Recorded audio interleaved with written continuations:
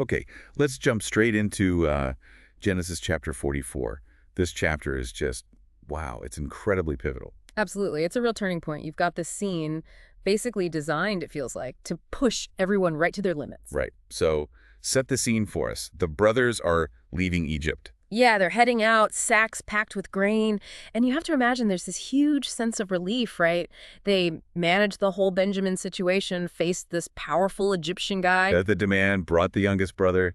They must think, okay, we did it. Exactly. They think they've navigated this really dangerous encounter, and they're heading home, safe. And then almost immediately, it all falls apart again. Yep. The rug gets pulled right out from under them, an unexpected discovery, and boom, they're back in serious jeopardy. So that's what we're diving into today, this whole orchestrated crisis, the incredible tension, and then, well, this absolutely amazing plea that comes out of it. It really starts before they even leave the city, back in Joseph's house. Joseph gives his steward some very specific, very calculated instructions. Okay, what are they? Because it sounds like it's more than just give them food and send them off. Oh, much more. So, first part's normal enough. Fill their sacks with all the food they can carry. Standard procedure. Okay. Then he says, return every man's silver, the money they paid. Put it right back in the mouth of each guy's sack. Hang on, that sounds really familiar. Didn't that happen before? It did. That's exactly what caused the panic on the first trip home. So Joseph is deliberately repeating that part of the test. He's setting them up again. Okay, so he's mirroring the past, but there's more this time. Yes. And this is the critical part. He tells the steward, put my cup, the silver one, my own cup, put it in the mouth of the youngest one's sack, along with his grain money. His cup.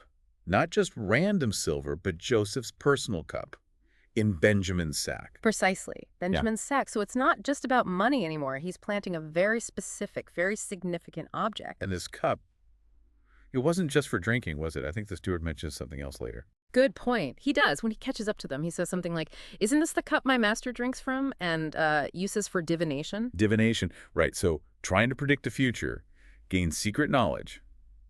That ties into Joseph's whole powerful image in Egypt. Exactly. Planting that specific cup makes the potential accusation way more serious than just, petty theft. It implies stealing something connected to his power, maybe even something sacred. Wow. Okay, so that raises the stakes massively.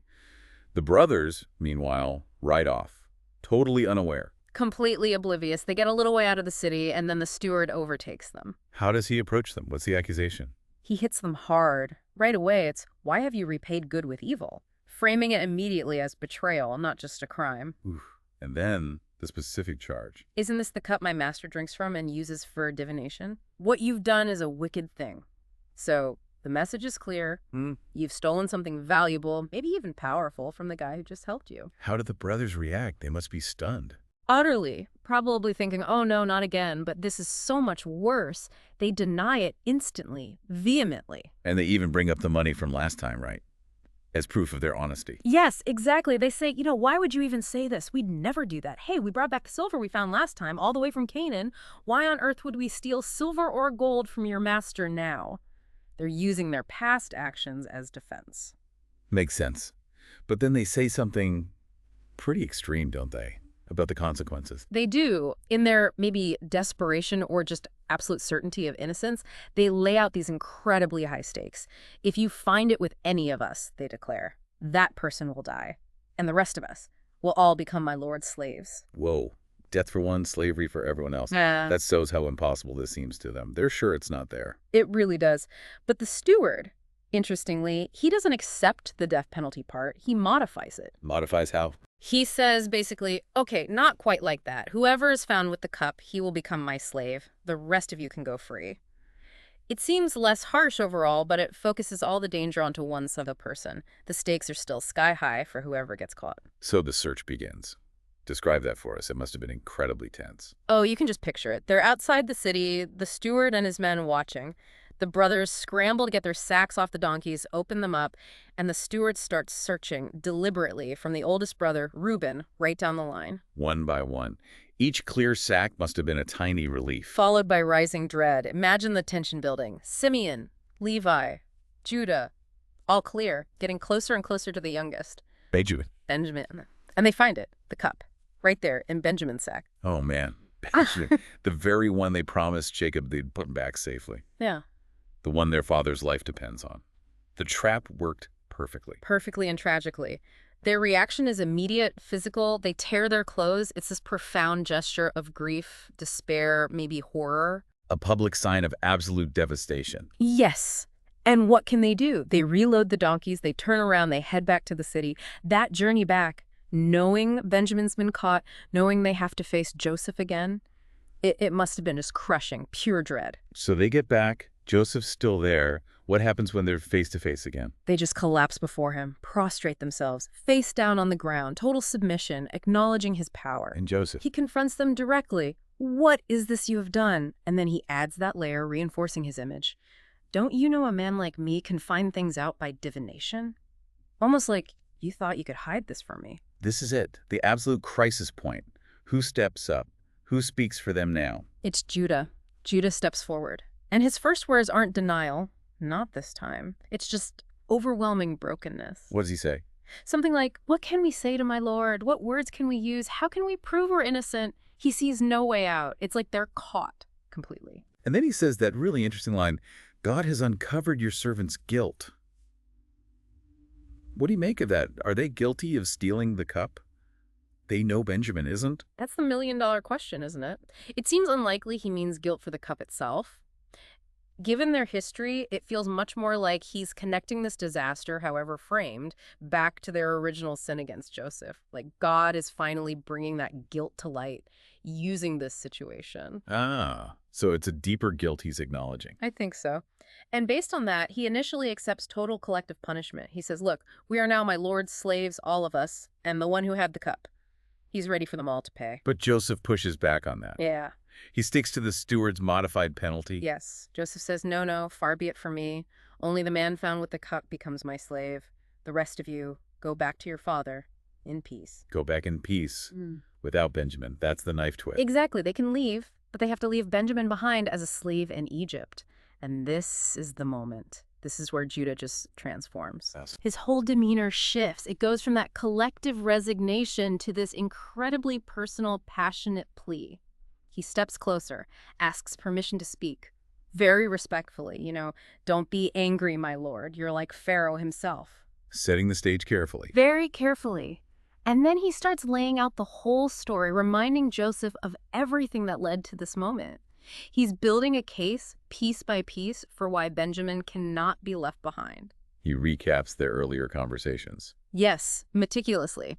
How Joseph asked about their family. Do you have a father, a brother? And how they told him about their old father and the young son born to him in his old age. Benjamin, whose brother, meaning Joseph himself, though they don't know it, is dead, making Benjamin the only remaining son of his mother, Rachel, the one Jacob loves so deeply. He's reminding Joseph of the family dynamics he himself asked about. Precisely.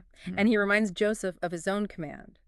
You told us, bring him down to me so I can see him. And he also reminds Joseph of their warning back then. Yes. He says, we told you, the boy can't leave his father. If he leaves, his father will die. They had explained Jacob's fragility, his absolute attachment to Benjamin. But Joseph had insisted. The ultimatum. Right. Judah recounts that too. You said, unless your youngest brother comes with you, you won't see my face again. He shows how they were forced into this position. So he explains how they relayed this impossible demand to Jacob. And this leads into the real heart of it, doesn't it? Jacob's own words. Yes. This is where Judah channels his father's grief and fear directly to Joseph. He quotes Jacob, you know my wife bore me 2 sons, meaning Rachel. Right. One of them, Jacob said, went away from me, and I said, he has surely been torn to pieces, and I haven't seen him since. He's talking about Joseph, of course. The enduring pain of that loss. And that loss makes Benjamin even more precious, impossibly so. Absolutely. Judah conveys Jacob's terror. If you take this one from me too, and harm comes to him, you will bring my gray head down to the grave in misery. Or sorrow, depending on the translation. It's raw. He's painting a picture of utter devastation for their father. He is, and he emphasizes it. His life is closely bound up with the boy's life. He tells Joseph point blank, if we go back and the boy isn't with us, when our father sees that, he will die. The sorrow will literally kill him. Wow. And then Judah adds his own personal stake in this. Yes, this is crucial. He tells Joseph about the promise he made to Jacob. Your servant guaranteed the boy's safety. I told my father, if I don't bring him back to you, I will bear the blame before you, my father, all my life. So it's not just about Jacob's grief now, it's about Judah's own word, his own lifelong guilt if he fails. Exactly. It makes the plea deeply personal for Judah, too. It's about his integrity, his responsibility. Which leads to the climax of his speech, the offer. The incredible offer, the moment of substitution. Judah says, so now please let your servant remain here as my lord's slave in place of the boy. Let the boy return with his brothers. Just stop there for a second. The man who suggested selling Joseph into slavery Is now offering himself into slavery to save Rachel's other son, to save Benjamin, and to save his father from unbearable grief. It's just a staggering reversal. a complete transformation from his past actions. He's willing to give up his freedom, everything. Everything. For his brother and his father. And his final words just hammer it home emotionally. What does he say at the very end? How can I go back to my father if the boy isn't with me? No. Don't let me see the misery that would come upon my father. He can't bear the thought of witnessing that pain. It's an act of incredible empathy and self-sacrifice. So we've walked through this whole thing, the deliberate setup, the brothers caught, the sheer terror, and then this unbelievable plea from Judah, offering himself. Yeah, it's an amazing piece of scripture. You see the crisis Joseph engineered, but then you see this unexpected, profound response. Judah's intercession is just powerful, rooted in past pain, showing a complete change of heart.